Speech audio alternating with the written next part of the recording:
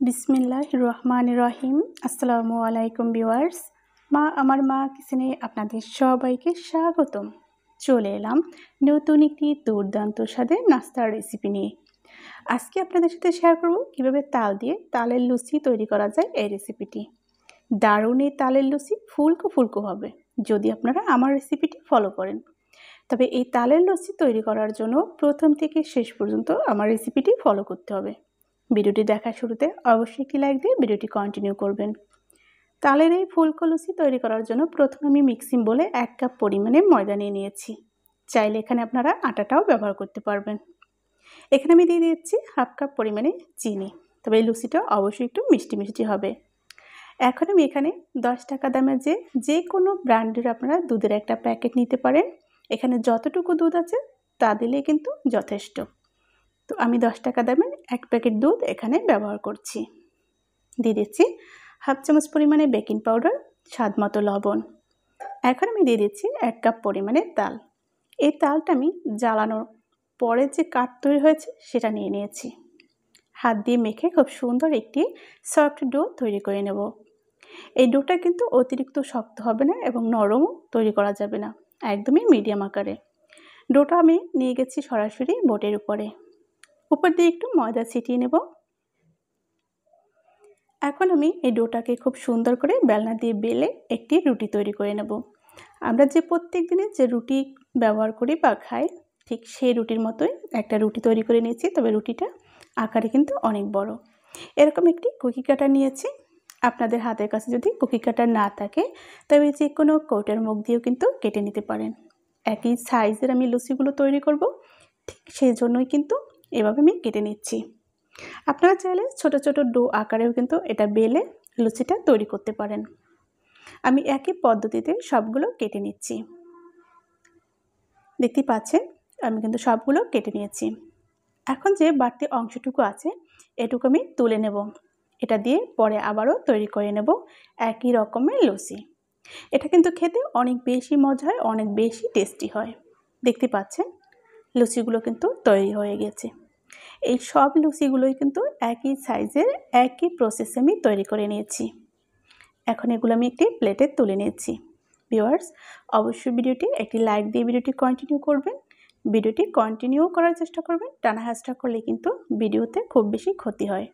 আশা করি এতটুকু আপনারা বুঝতে পারেন। দেখতে পাচ্ছেন কতটা ইয়ামি দেখাচ্ছে এখনই। তো এগুলো ভাজার জন্য চুলায় একটি প্যান বসিয়ে পর্যাপ্ত পরিমাণে সয়াবিন তেল দিয়ে আমি গরম করে নিয়েছি। এই লুচিগুলো অবশ্যই আপনারা গরম তেলে ভাজার চেষ্টা করবেন, তাহলে দেয়া মাত্রই কিন্তু ফুলকো হয়ে উঠবে। তো একে একে আমি একটি চামচের সাহায্যে লুচিগুলো তেলে দিয়ে দিচ্ছি। এই লুচিগুলো আপনারা কিন্তু খুব বেশি করে কড়াইতে দেবেন না, তাহলে কিন্তু ফুলতে সমস্যা হবে। তো আমি এখানে 2 ব্যাচ করে ভেজে নেব। প্রথম ব্যাচ আমার দেওয়া হয়ে গিয়েছে, দেখতে পাচ্ছেন দেওয়া মাত্রই কিন্তু অনেকটা ফুলকো হয়েছে। আমি নেড়ে ছেড়ে অনবরত কিন্তু এগুলো ভেজে নিচ্ছি। আপনারা কিন্তু একইভাবে রেখে দেবেন না, নেড়ে ছেড়ে এগুলো ভেজে নেবেন। আমি উল্টিয়ে পাল্টিয়ে তেলের মধ্যে খুব ভালো করে খুব সুন্দর একটি যখন কালার চলে আসবে তখনই কিন্তু আমি তুলে নেব। অনেকটা কিন্তু কালার চলে এসেছে। যখন এরকম সুন্দর একটা কালার চলে আসবে তখন বুঝতে পারবেন খুব সুন্দরভাবে আপনার কিন্তু এই তেলে ভাজা লুচিটা কিন্তু তৈরি হয়ে গিয়েছে। এখন আমি তেল থেকে তেল ঝরিয়ে ছাঁকনিতে তুলে নিচ্ছি এবং এগুলো আমি তুলে নেব। ভিউয়ার্স, অবশ্যই আমার চ্যানেলটি সাবস্ক্রাইব করে আমার চ্যানেলের সাথে যুক্ত হয়ে থাকবেন এরকম দারুণ দারুণ রেসিপি দেখার জন্য। অবশ্যই সবার মাঝে ভিডিওগুলো বেশি বেশি শেয়ার দিয়ে দেবেন। তো দেখতে পাচ্ছেন কত সুন্দর ফুলকো তালের লুচি তৈরি হয়ে গেল। এটা কিন্তু খেতে অনেক বেশি ভালো লাগবে। আর যারা মিষ্টি পছন্দ করেন তাদের জন্য তো আরও বেশি ভালো লাগবে, কারণ এই লুচিটা কিন্তু একটু চিনি দিয়ে তৈরি করে নিয়েছি। একই প্রসেসে আমি বাকি যে লুচিগুলো ছিল ওগুলো ভেজে নিয়েছি। এগুলো তৈরি করে আপনাদেরকে উঠিয়ে ফাইনালি সার্ভ করে দেখিয়ে দেব কতটা সুন্দর, কতটা ইয়ামি হয়েছে। তো চলুন দেখা যাক এই ফুলকো লুচিগুলো কতটা দারুণ হয়েছে। তো ফাইনালি আপনাদেরকে আমি সার্ভ করে দেখিয়ে দিয়েছি কত সুন্দর হয়েছে তালের এই ফুলকো লুচি। তালের সিজনে আপনারা একবার হলেও আমার রেসিপিটি দেখে ট্রাই করে দেখুন, খেতে অত্যন্ত ভালো লাগবে।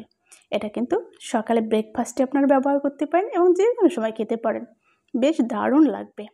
এই নতুন একটি রেসিপি আশা করি আপনার পরিবারে আপনি আপনার প্রশংসা পেয়ে যাবেন যদি তৈরি করে পরিবারের সবাইকে খাইয়ে থাকেন।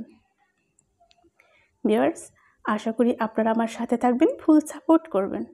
তো আজ এখানেই বিদায় নেব। দেখা হবে আগামীতে নতুন কোনো রেসিপির সাথে, নতুন কোনো ভিডিওর সাথে। সেই পর্যন্ত সবাই ভালো থাকুন, সুস্থ থাকুন। আল্লাহ হাফেজ। আসসালামু আলাইকুম ওয়া রাহমাতুল্লাহি ওয়া বারাকাতুহু। আপনারা যে যেখান থেকে আমার এই আজকের ভিডিওটি দেখেছেন আপনাদেরকে অসংখ্য অসংখ্য ধন্যবাদ। আশা করি আপনারা সবাই ভালো আছেন, সুস্থ আছেন। দয়া করি আপনারা সবাই ভালো থাকুন, সুস্থ থাকুন। নিয়মিত আমার চ্যানেলের সাথেই থাকুন।